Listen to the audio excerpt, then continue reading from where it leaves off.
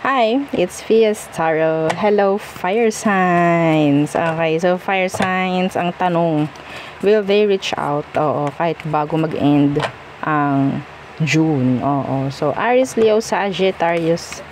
Let's see anong meron. May chance ba na mag-reach out yung taong iniisip mo? Pero syempre, again, before tayo mag-start, kung hindi ka pa nakakapag-subscribe, please do subscribe and hit the notification bell para lagi po tayo maging updated sa mga mangyayari pa lang. And syempre, kung may tanong po pagdating sa private reading, just message me sa akin pong FB page for more info. Ganun rin po pagdating sa ating mga items. Okay? So, yes. Oo, ayan. Sila lahat. Oo. So, evil eye protection, ring, necklace, bracelets. Okay? So, yung ating 2-in-1 naman na bracelet for love and money. So, ganyan siya. So, you can see right there. Oh, shining, shimmering, splendid. Oh. So, meron siyang mga citrine po. No? Citrine stones. This is for money. Money magnet po. Ha? Ang citrine. Okay? So, ganyan siya. And, hindi lang siya for money, for love na rin. Okay? So, para the best of both worlds. So, mga ganyang bagay. So, kung ikaw lalaki, gusto mo nito, so, pwede mo naman siyang ilagay lang sa red pouch. Okay? And yes, I need your real name. Real name po. Okay? Wag nang mahiya. Uuin nyo rin naman to eh. Bakit kayo mahihiyang ibigay yung pangalan ninyo? No? So, yun po ha. And again, yung ating granter necklace. So, si granter yung taga-grant po. Okay? Yung taga-grant ng inyong mga minamanifest. And again, katulad ni love and money bracelet natin, kailangan yung protectionan yung inyong frequency, energy, wavelength. No? Oo, para hindi po masabotahin ng mga taong nagbabato ng evil eye. Sila po yung nakakasabotahe, sila yung nakakasira ha, ng inyong mga minamanifest. Yun po yun. Isa yun. So, yes, sabihin nating i-avoid na natin. No? I-avoid na natin. Meron na tayong idea kung paano natin mapoproteksyonan. Okay, yung ating mga minamanifest.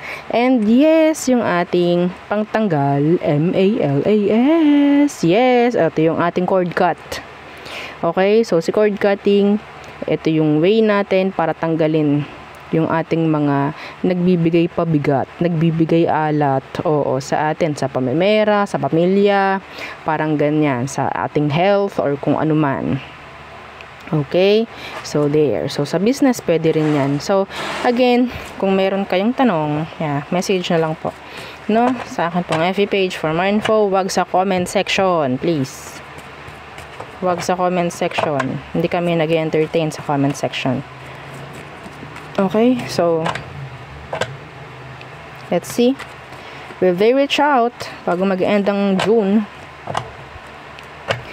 Some of you may may specific akong message na naririnig, specific month, February. I don't know kung anong meron sa Feb. There's something significant around the month of Feb. Okay?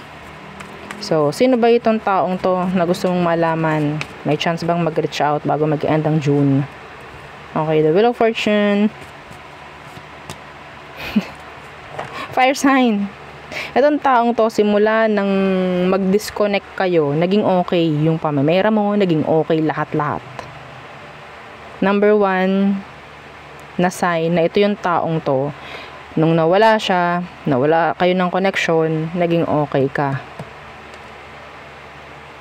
Naging okay ka. Nagdala kasi ng delay itong taong to, or burdens, or kaalatan sa'yo itong taong to. So, let's see. Gugustuhin mo pa ba? Ha? Gugustuhin mo pa ba na kumonek sa'yo or mag-reach out sa'yo tong taong to kung ikaw tong okay naman At alam mong kailangan mo na talaga tong alisan or alisin? Some of you are not aware. Some of you, hindi ka aware na siya yung nagbigay sa'yo ng kaalatan sa buhay. At napansin mo lang, ay, naging okay yung aking pamumuhay. Ay, baka guni-guni ko lamang iyon. Tingnan natin. Will they reach out? Will they reach out?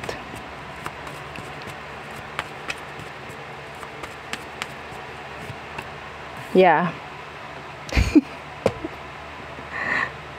The Four of Swords in reverse. Ito, specific.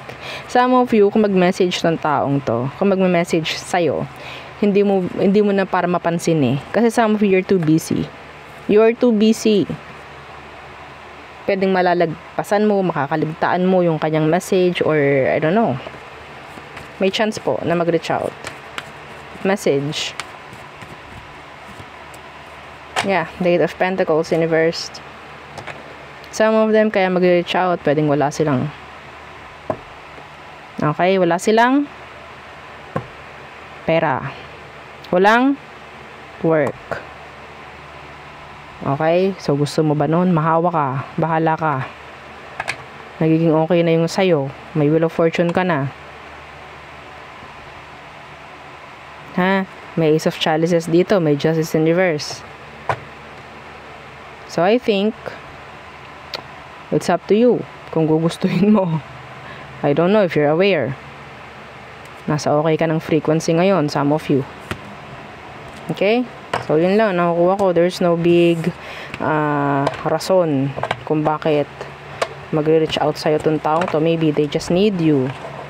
Your money. The benefits, maybe. So, who else? So, may chance po na mag-reach out yung kung sino man yun. Okay. Who else? Fire signs. What is this? Justice. Could be Libra. Some of them, they have legal matter, legal issue. Pwedeng kasal kayo. Yeah, the Two of Chalices in reverse, nagkaroon ng separation.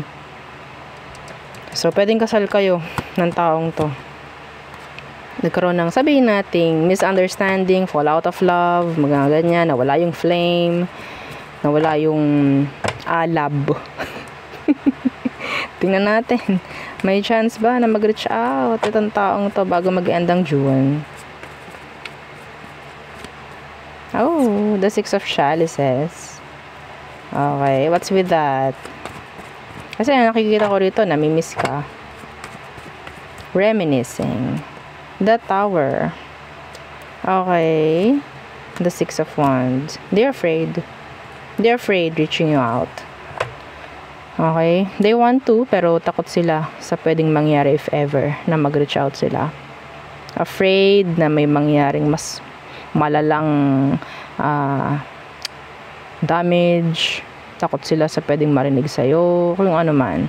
Some of them, pwedeng ikaw itong makakarinig sa kanila, like mababanggit yung pangalan nila na kung sino man. Unexpected. Okay? Unexpected. Hindi mo inaasahan. Mababanggit ng kakilala mo, or pwedeng sila unexpected mong makikita sa isang lugar na pwedeng pupuntahan mo. Okay?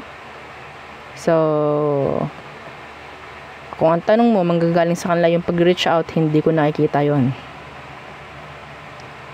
Pero, I think, nandun yung energy na pwedeng makita mo siya, pwedeng marinig mo yung pangalan niya, mga ganang bagay. Okay? So, yeah, yun lamang. At mag-focus ito nang sabihin nating stress. Oo, stress. Okay, in general. So, what else? Fire signs. What else?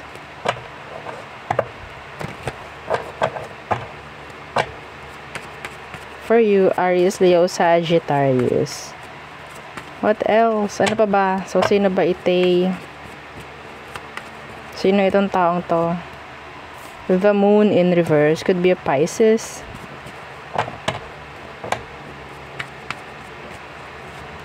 The Queen of Chalices. So, itong taong to, may pagkamakasarili. Ha? Mahilig siyang magsinungaling. Lagi niyang inuuna sarili niya. May pagkamadamot, ha? Napaka-specific nung mga sinasabi ko. Pero, yes, kunin nyo lang kung ano yung alam nyo. Okay? Ito specific, pwedeng magkagalit yung nanay mo at siya. Hindi niya gusto yung nanay mo, mga ganun bagay. Meron siyang hinanaing or issue with your parents, I think. So, may chance ba na mag-reach out ang taong to bago mag-end ang June? The Seven of Pentacles. The Eight of Wands. So, some of them, may chance na, some of you naka-block to. Okay? Naghihintay lang to. Naghihintay lang siya. Two of Swords. There's a lot of blockages here. Bakit ako mag-reach out sa'yo, fire signs? Ang dami nating blockages. Maghihintay lang ako. Maghihintay lang ako. Hindi ako gagawa ng way. Oo, ayoko. Parang ganyan. So, hindi ko nakikita na mag-message to or whatsoever, na may gugulong, oo. may mapaprocess, oo, sa energy nyo para magkaroon ng pagre-reach out or what. You're just waiting. Yeah, the Nine of Swords. Takot ang taong to. Some of you, takot siya sa'yo. Okay? Nandun yung energy na parang, ayoko mag-reach out, baka mamaya awain ako ni fire sign. Pwedeng binlock mo tong taong to. Nandun yung galit ng iba sa inyo pagdating sa kanya. They're afraid. Yeah, they are afraid na death. Baka imbis na ang tawag doon, ma-double kill. Triple kill pa. Parang ganyan. So, bakit pa? Ayoko nga. Parang ganyan. So, I don't know. Yeah, there's a lot of blockages pagdating sa situation. The Wheel of Fortune in the reverse, mas magandang wag na nga. Muna. Oo. So, pagandahin muna natin yung frequency or energy ninyo, nitong sino man ito. Okay? Let natin, like, sabihin natin, hintayin muna natin, na mag-settle muna yung dust. Okay, let's see. Okay, so yun lang, ang aking reading for you sa ngayon. And again, don't forget to like, share, and subscribe, and follow our FB page. Yes, and yung ating second YouTube channel na Love Letter. Okay, don't forget. Yeah, follow, subscribe, o, diba? Again, thank you. Goodbye.